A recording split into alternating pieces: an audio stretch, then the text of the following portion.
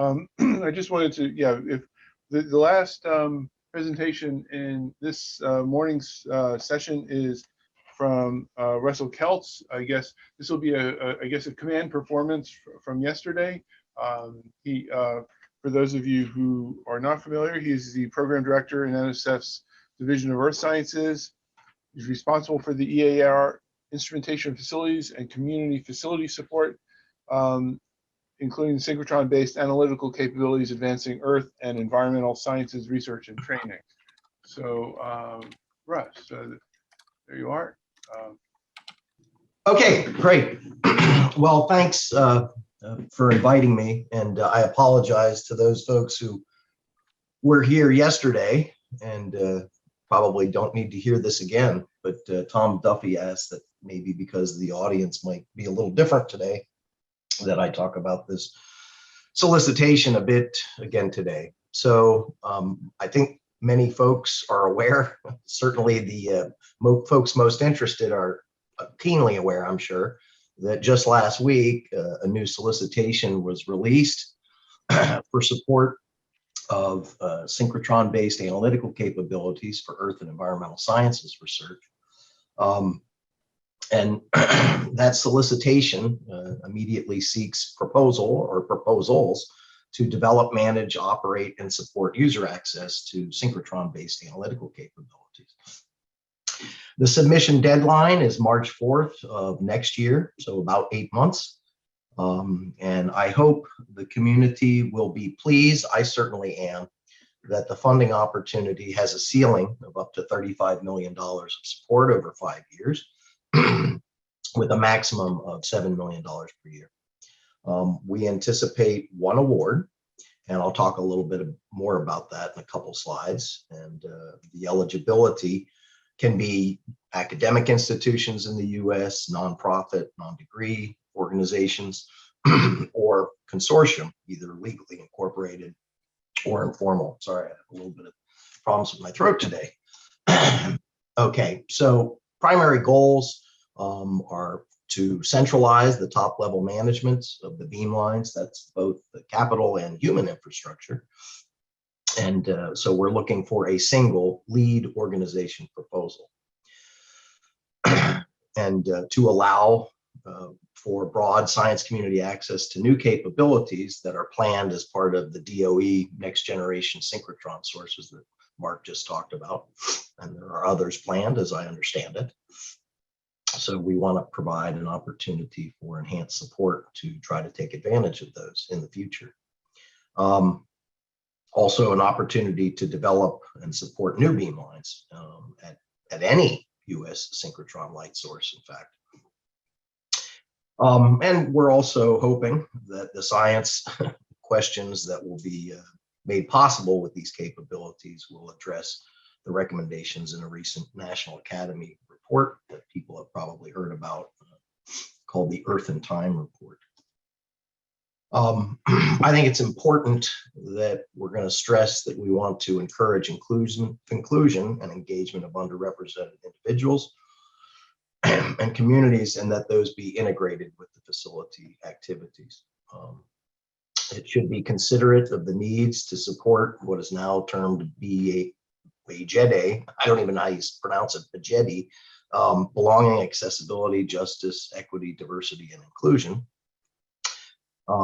We hope that it preserves the high priority components of EAR's previous investment in facilities at synchrotron beamlines. And we're looking to encourage not just management and operational efficiencies by any awardee, but also the NSF oversight. It's certainly easier to manage one cooperative agreement than two that have some slightly overlapping activities.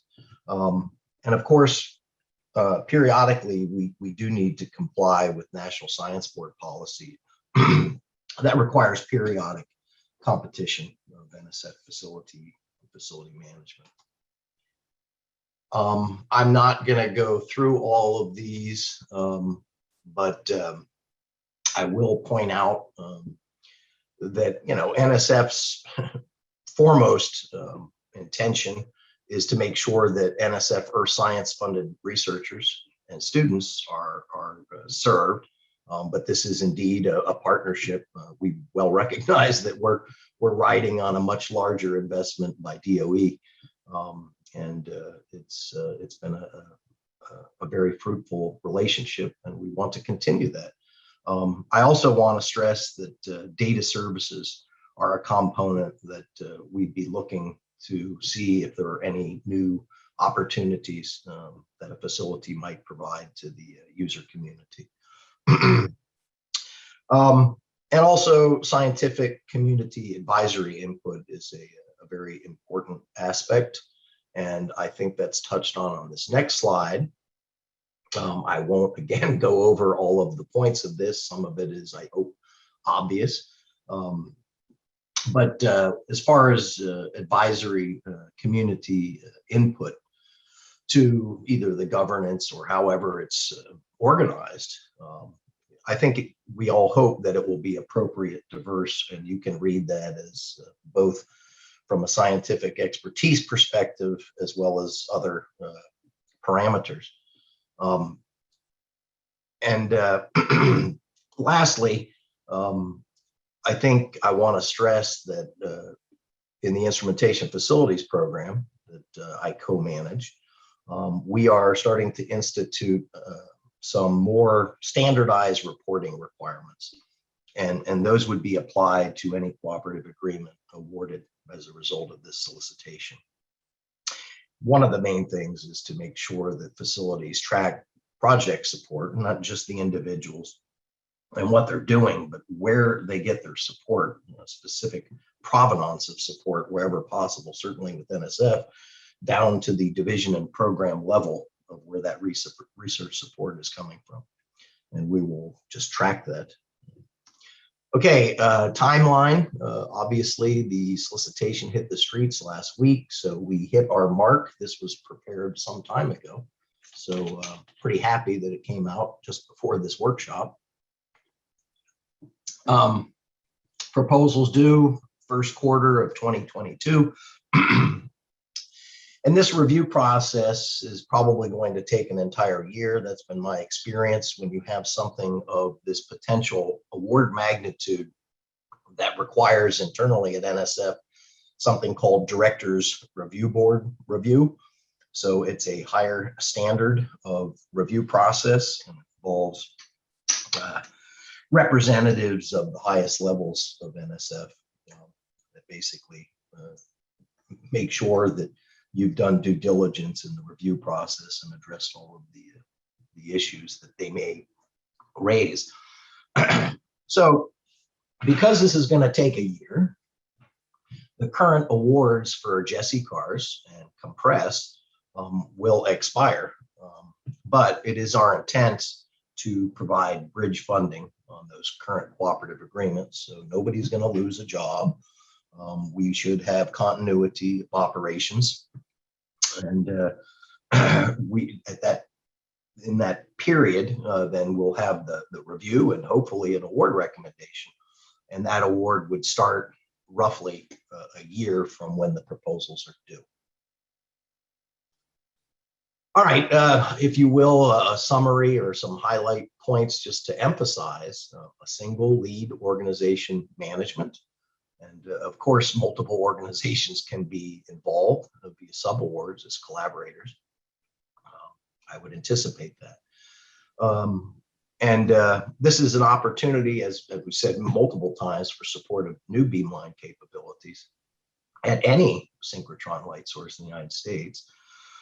But also, I think important to stress that it's also an opportunity to support capital and human infrastructure needs that do not have to be physically located at the beamline. So they can be at a university campus or elsewhere. I think it's also important that I may make this point, and that is the solicitation does stress support for beamlines for earth and environmental sciences, and specifically calls out low temperature geochemistry and earth materials research. But really, this is an opportunity to provide analytical user support for essentially any application within the earth and environmental science subdisciplines. So it's really agnostic to what the proposal will come up with and what communities it perhaps intends to support with the analytical capabilities that will be hopefully developed and supported. And again, broadening participation and encouraging inclusivity is very important, and geosciences does not do a good job at this on the whole, and we need to do a better job. So I would hope that any proposers seriously consider this and hopefully come up with some novel ideas about how we might do that. It is a difficult and challenging thing, but it needs to be addressed and addressed seriously. So that's it for me, and I don't know if there's any time, Paul, but if anybody wants to ask a question, they can put it in the chat, or I can answer it now, or they can feel free to email me, and I can put my email address out there in the chat. Yeah, there's already one question in the chat. Mark Rivers was asking, can you say anything about what NSF has in mind with respect to data sciences? Are there coming changes in the data management requirements? Well, hey, Mark, it's nice to see your face. It's been a while.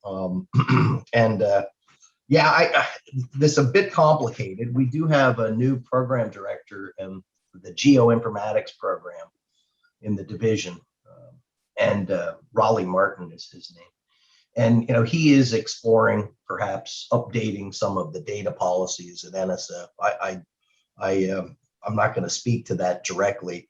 And of course, there's always other opportunities for support, right, of these types of activities that would fall outside of this funding opportunity for a community facility for synchrotron capabilities. So there's nothing precluding any PIs or organization from trying to complement what hopefully will be supported through this solicitation ultimately. By going after other pots of money. So, I just wanted to stress that it would be nice to see some serious consideration of user support for data. And I know that happens quite a bit already, but there may be some more thought to that.